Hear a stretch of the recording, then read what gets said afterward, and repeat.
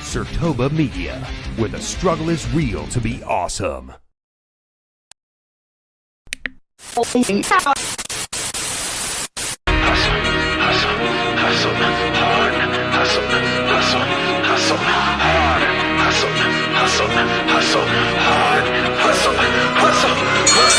push that weight to get that dough, but I don't break cause I've been broke. If ain't no pain, then ain't no growth. To keep it 100, I came in to run it and bet if I had to, I'd do it again. It ain't no race if I don't win. I push that weight to get that dough, but I don't break cause I've been broke. If ain't no pain, then ain't no growth. To keep it 100, I came in to run it and bet if I had to, I'd do it again. It ain't no race if I don't win. Trust I'm coming up for that top spot, coming up for that throne. Trust I'm coming up for that drop top, cool sitting on. Hey, what's good, everybody? Welcome back to another episode of The Grind. I am your host, Korrey, and we're here to talk about all things WWE. You can catch The Grind on many different social media platforms. Those platforms will be available for you to see at the end of today's episode. But here, in this moment, at this time, 4 p.m. Eastern, you can catch full episodes of The Grind every single Saturday right here on Sertoba Media. That's right, exclusively full episodes of The Grind will be available on Sertoba Media, SIRTOBA, every single Saturday at 4 p.m. Eastern, unless life gets in the way. I am a family man. So, without further ado, let's get into what we got for today. If ain't no pain, then ain't no growth. To keep it 100, I came in to run it and bet if I had to, I'd do it again. As you can see, it's the green in the background. Money, money, money. Dollar, dollar, dollar bill, y'all. We all about that money, money. Yeah, yeah. That money, money. Yeah, yeah. Money, money. Yeah, yeah. Yeah. Shout out to Shad Gaspar. Rest in peace, my friend, for giving us those great moments, crime time back in the day. I mean, you can always go with the Shane on Matt. Here comes the money. Here we go, money talk. Today is Money in the Bank Day, and we are here to talk about the predictions for today's show. And with that being said, before Money in the Bank takes place, there is a PLE featuring the new acquisition of AAA with some matches on there. Worlds Collide. I'm going to be honest with y'all. I'm not going through that. I'm just coming back from vacation. That's why I seem so lively right now. With my family, and I want to, talk about, things that I've really dug into. I haven't had an opportunity to really dug into the AAA aspect of it, so I'm going to work on that, so that way we can start to cover that right here on The Grind as well, because we do all things WWE. So with that being said, let's get into Money in the Bank. Let's see who I think is going to walk away with those contracts. It's an exciting time. It's a lot going on in WWE. And I would be remiss if I don't start this episode by saying thank you to R-Truth. R-Truth, Ron Killings, man, you are a GOAT. I don't care what nobody says. I don't care what nobody thinks. You are a legend, sir. And in my eyes, it might be controversial, but you're a first ballot WWE Hall of Famer. When I tell you, the perfect example of someone who is a part of the team, who knows their role within on the team, and executes it at the level almost better than those who are in that top tier status, that, face of the company status. R-Truth is the man. For years, he kept us laughing. He kept us guessing. He absolutely kept us entertained. And for whatever reason, they decided to release him recently. I'm sure TKO and WWE are looking at a lot of what the fans are saying about him. And I eventually hope to see him back on WWE programming, because he deserves it, man. That man deserves to finish out his legacy. He's already in his 50s. I mean, how much longer is he going to wrestle? We don't know. But I'm looking forward to what Ron Killings does next. He is just such a joy, social media, on TV, etc. And R-Truth, I just want to tell you, man, that I appreciate you for everything you've brought to us, the 24/7 title, even though it looked like just garbage. You elevated that championship, sir. You did. So, R-Truth, I appreciate you, man. I wish you nothing but the best. I follow you on social media, so I'm looking forward to see what you're going to do next. And I'm praying for you and your family, man. But thank you for everything. All right, let's get into the matches on this card. There's only 4 matches on this Money in the Bank card, and we're just gonna start with the matches that I care the least about, and the one that I care the absolute least about. I don't care. Don't give a damn. Ron Simmons. Damn. I don't care. It's this tag team match of Logan Paul and John Cena that was rumored online, spoiled online. Thanks, dirt sheets. Versus Cody Rhodes and Jey Uso, previous tag team champs. Be honest with y'all, I don't care. Like, I don't see what does this match do on the journey that John Cena is on right now. What is he trying to do? Like, what is the purpose of it? Y'all comment down below. Tell me, what's the purpose of this tag team match? Because I'm telling you, I mean, I can write some things down, but it's gonna be a bunch of BS. And I don't want to do that to you. I love you guys. You're sharing valuable time with me. I don't want to waste that. So, sitting here thinking about this match, like, what could come from it? Okay, clearly it's the John Cena, Cody Rhodes factor, and they're about to collide again. No pun intended. And at some point, you're going to have Jey Uso and Logan Paul eventually collide again, even though Jey has to go back up against Gunther on Monday night, which I think probably he's going to get screwed by Paul. Logan Paul, I don't know, man. I don't know. Oh, pause that. Pause that. That was crazy. Whoa. He's probably it's probably gonna be a disqualification between Jey and Gunther. But I just feel like y'all, I really don't understand the purpose of this match at all. Absolutely, like, I'm befuddled about the match. I mean, I understand what they're trying to do. They're trying to get John Cena make an appearance on all the PLEs or whatnot, and then have Logan Paul kind of carry the load for the match. Just like we saw on Friday Night SmackDown, John Cena delivered 1 AA, and Logan Paul hit someone with the little knockout punch. Jey with the knockout punch, delivered his, what is it? The pulverizer or whatever it's called, and then hit frog splashes on Cody and Jey. Yes, who cares? So, but I want to make sure I'm consistent, and the winners of this match will be Cena and Paul. I don't see Cody Rhodes and Jey Uso, even though they've been tag team champs before. I don't see them winning. I mean, Paul could get pinned. John is not getting pinned. We can forget that. Or he could get pinned by Cody Rhodes, and it sets up, the rematch. But because he had been a champ over a year, we know Cody Rhodes will get a rematch at some point. This match is just a filler where we could have put something else on there. And I don't care. So I'm just going to go Paul Cena wins the match. Next match on the card between this one and the women's Money in the Bank ladder match. I feel like one of the two was going to open the show. But it is the Women's Intercontinental Championship between Lyra Valkyria and Becky Lynch. Hear me out. There's a lot of Becky Hogan stuff online, and I could absolutely disagree with the nonsense that is being shared. It's nonsense. Nonsense. There is no Becky Hogan now. You could probably make some arguments about a few others out there in the wrestling land, but not with Becky, because we are seeing the evolution of Lyra Valkyria right in front of us. I'll be honest with you. I mean, call it disrespect, call it what you want, but I was calling her Bird Lady for the longest because her gimmick didn't really pull me in, like her Irish lad Finn Balor. Finn Balor, even though his alternate side was a one that could leave someone kind of confused. Once you understand the Irish folklore, you understand where it comes from, and it's not some supernatural thing. It's actually him garnering confidence in himself by releasing his anger. And when you think about it in the human aspect of things, we do that all the time. We, when we finally just had enough, we just unleash an anger and we don't even know who that person is. And that's exactly what the demon is to Finn Balor. But with Lyra, her rivalry or storyline with Becky Lynch, as it became personal, we see the evolution of her. Her mic skills have gotten so much better. The delivery is so much better. Her in-ring work, she's always been pretty good in the ring, in my opinion. I think sometimes her dancing partners kind of mess up her flow. But Lyra has always been pretty freaking good in the ring. And I just don't like how,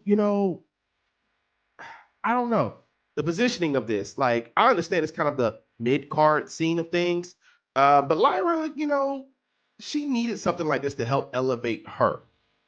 And I don't know, like, if she is the right one to carry it. Just like Seth had to carry that World Heavyweight Championship at first to kind of put some prestige on it. I mean, I think they could have did that with a younger person, but I think it's better to put it on someone established already with the fans, with the WWE audience, who is used to being the face to carry that load. And we need to find a way to elevate these women's mid-card titles. I love Zelina Vega, but it's not working for me right now. Her theme song is pissing me off every time I hear that doggone thing, because you could barely hear it. But anyways, it's neither here nor there. We need to figure out a way to elevate this mid-card scene of championships. And for that reason is the reason why I feel like, in the stipulation, by the way, that Becky can no longer challenge for that title as long as Lyra is champ. Becky Lynch will win this title. She's going to become the women's intercontinental champion, and she's going to have a run with it. Go ahead, check the box. Hear me out now. She's going to have a run with it, and it may run into a match between her and Bayley at WrestleMania next year. So, Lyra versus Becky. Becky gets the dub by any means necessary. She's going to get the win over Lyra. Lyra, we appreciate you being the inaugural champ, but it is time to move on, sugar lumps.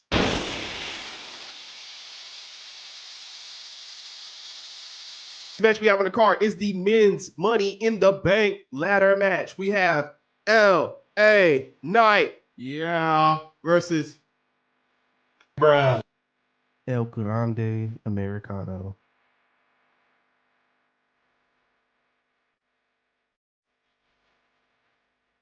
Try. I think of El Grande Americano. Andrade. Let's see, Seth Rollins, Solo Sikoa, sorry, had to remember, Solo Sikoa, and Cero Miedo himself, Penta. Now this match full of luchadors. Let's go ahead and call that out. It's got luchadors all in it, so you know it's gonna be a bunch of high flying stuff in it. I'm kind of disappointed they didn't add Ray Phoenix into this. Even if Penta is in it, I think it would have been kind of cool to see them kind of get a little bit of a taste of them being a tag team. But as I sit here and I like review this match and the things that could happen during this match, everything tells me that Seth Rollins is going to take this briefcase because it's going to end up screwing over Jey Uso. It's not going to be somebody on SmackDown that wins this briefcase. I don't feel that way at all. I feel like it's going to be somebody on Raw because they're not going to do it to John. Who I really want to win, LA Knight's been in this match the last 3 years. It would be nice to get him into that next scene of champions, into that world title scene. But again, I don't feel like it's going to happen for him. Solo, he said what he said about Jacob, and I don't think that's going to end well for him, especially after he started rubbing Seth Rollins the wrong way. So I think it's a process of elimination with him. El Grande Americano. No. Andrade, unfortunately, he's just lost in the sauce at this point. No. Man, this was rough. I really would love to see how cool it would be if Penta won and how they would, kind of design the new briefcase. Like, that would be fire. That would be tough. I'm not even gonna lie to you, that would be tough. But I don't see Penta winning this match. I'm gonna go with Seth Rollins, and only reason I'm doing it is because they can have a legitimate reason to take the title off of Jey without making him look weak. And it's just one of those things where it's kind of hard to tell with this field. Normally you kind of have somebody that really stands out and you're just like, yeah. But because of the new faction that Seth has with himself, Bronson Reed, Big Bronson Reed, and Braun Breaker and Paul Heyman, and they're trying to establish themselves as this new age evolution type of group. I think they need something that is going to make them stand out above the rest. And when you think about it, Seth has his crew, his two guys, and then Solo has his two guys. And last year we had a Money in the Bank cash in that failed. I don't see it happening 2 years in a row. I think Seth Rollins will be the new Mr. Money in the Bank. Now, I will tell you, this is the match I am most interested in this entire card out of these 4 matches that is on this card. So that means all the matches are going to get plenty of time, which really excites me because I'd rather have quality over quantity with wrestling any day of the week. And I don't want to sit there for 7-8 hours. Like, nah, bro. Nah. But as we sit here and we look at it, the women's Money in the Bank ladder match should be what closes the show. In my opinion, I feel like this is what needs to be the end all be all for the show. So in this women's Money in the Bank ladder match, we have Julia, Roxanne Perez, Stephanie Vicaire, Naomi, Rhea Ripley, and Alexa Bliss. Now this field is wide open. But what I will tell you is that I feel like Julia is out. I think she's going into that U.S. championship scene, and I think she's going to be the one that takes it off of Zelina. Yeah, I her title reign has not been great, and it's because of WWE storyline, by the way. Let me make sure I clarify that because I don't want nobody to be like, oh, he being negative about Zelina. No, I love Zelina. I think she's excellent in the ring. Her promos has always been good. I just feel like her presentation as United States champion has not been beyond Chelsea Green in the her service or whatever it's called. Like, they need to move on. She doesn't have any significant storylines, and now you got these young upstarts on there. I think Julie is like 31, so she's still pretty young, and we're trying to bring some prestige to these titles. The only way you could do that, again, as I explained in past episodes, is if you make it matter. How the stories are built around the championships matter. You could do something with Julia. Give Julia the opportunity to grab it and run with it, and let's see what happens with her against that women's roster on SmackDown, which probably out of the 3 shows that is aired every week is the weakest. So let's see. Julia, I think she's going to be in that scene. Roxanne, I think she is there because she's earned to be there. She's earned the right to be there. That's number 1. And number 2, I think that Roxanne can bring an added value to the match. I hope this isn't something that makes her become a jobber, because she really is a prodigy. That girl is amazing. Excuse me, that woman is amazing. And she deserves her love. Rhea Ripley, we've seen her at the top many times. I don't see her getting a Money in the Bank briefcase. I don't. I think she's going to end up getting blindsided by someone else, a different factor outside of this match that's going to stop her from being able to win. So that leaves us with Stephanie, Alexa, and Naomi. Stephanie's new to the roster. Stephanie is going to have 3 matches. SmackDown, Worlds Collide, then Money in the Bank. I think that fatigue is going to cause her to be out of the match. And now that leaves us with Alexa, and it leaves us with Naomi. This one is tough. And the reason why it is tough, because I really, really, really want Naomi to win. And I think she deserves it with her character change, how she's carried everything. I think she deserves it. Absolutely, positively, 1000% deserves it. But with the new initiative with the WyattSicks, and eventually they're going to cross paths with Alexa. Eventually. Tiffany is seemingly a heel right now. A face right now. And Naomi would kind of be the one that makes sense, that takes the title off of her.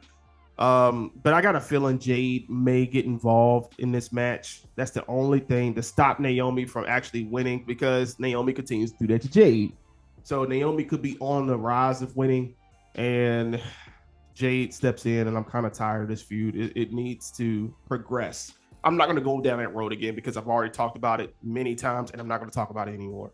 Which leaves Alexa. And I think that Alexa will become Miss Money in the Bank again. It's time to get her back into that world title scene. It's been ages since she's been champ. And I think eventually, like, this is going to help lean her into the more darker side and align her with the WyattSicks. Get it together, Korrey. Align her with the WyattSicks, who are also after the tag team championships and getting into that great mix of tag team turmoil, or tag teams that's available on SmackDown right now. So I see Alexa Bliss becoming Miss Money in the Bank and having that red circle on that briefcase. And that's it, y'all. So those are my predictions for today's Money in the Bank premium live event. Drop your thoughts and predictions down in the comment section down below so that I can go through them and read them and we can kind of have some interaction. I want to hear from you. So if there's anything that may be missing, you might have some thoughts, any history you want to share, feel free to share it with me. But as always, I appreciate you all taking time out of your Saturday afternoon to join me to talk about all things WWE, specifically today, Money in the Bank. And then just a few things before we get out of here. Number one, follow Sartoba Media on all social media platforms. All social media platforms. You can follow The Grind on specific social media platforms here in just a moment. You'll see it. And remember, stay true to what you do, stay true to why you do, and always stay true to you. Remember this as well. The grind. Don't run from it. Run through it.